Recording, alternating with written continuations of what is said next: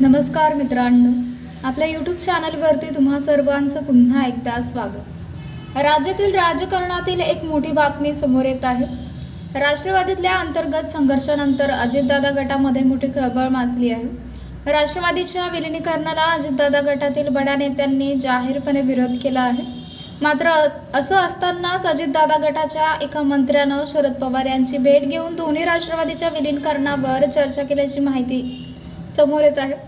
तसेच अजितदादांच्या पक्षाच्या 15 ते 20 आमदारांनीही शरद पवार यांच्याशी संपर्क साधण्याचा प्रयत्न केला आहे। त्यामुळे राज्याच्या राजकारणात येत्या काळात मोठी राजकीय समीकरणे बदलण्याचे संकेत मिळत आहेत। राष्ट्रवादी काँग्रेस पक्षातील अंतर्गत संघर्ष आता अधिक गंभीर रूप धारण करत असल्याचे दिसून येत आहे। अजित पवार गटातील आमदारांमध्ये मोठी चलबिचल सुरू असून 15 ते 20 आमदारांनी थेट राष्ट्रवादी काँग्रेस शरदचंद्र पवार पक्षाचे प्रमुख शरद पवार यांच्याशी संपर्क साधण्याचा प्रयत्न केल्याची माहिती सूत्रांनी दिली आहे। त्यांच्या या भेटीमुळे महाराष्ट्राच्या राजकारणात पुन्हा एकदा मोठा भूकंप होण्याची शक्यता आहे। सूत्रांच्या मते पक्षातील सतत होणारे वाद आणि अंतर्गत कलहामुळे अनेक आमदार अस्वस्थ झालेले आहेत।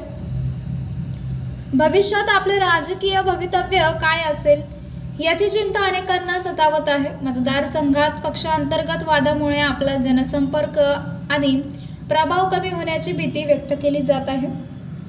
सर्वात महत्त्वाची बाब म्हणजे अजित पवार गटातील एका विद्यमान मंत्र्याने थेट विलीनीकरण पक्ष एकीकरण या मुद्द्यावर चर्चा करण्यासाठी शरद पवार यांची भेट घेतल्याचेही सूत्रांनी सांगितले आहे। ही भेट गुप्तपणे झाल्याचे समजते। पक्षातील अस्थिरता आणि भविष्यातील अनिश्चिततेमुळे अजित पवार गटातील काही आमदार शरद पवार गटाकडे वळण्याच्या विचारात असल्याचे संकेत मिळत आहेत। काही आमदारांनी तर शरद पवार यांच्याशी थेट संपर्क साधण्याचे प्रयत्न सुरू केले आहेत। तर मित्रांनो, आपल्याला काय वाटतंय? आपली प्रतिक्रिया आम्हाला कमेंट बॉक्सच्या माध्यमातून नक्कीच कळवा।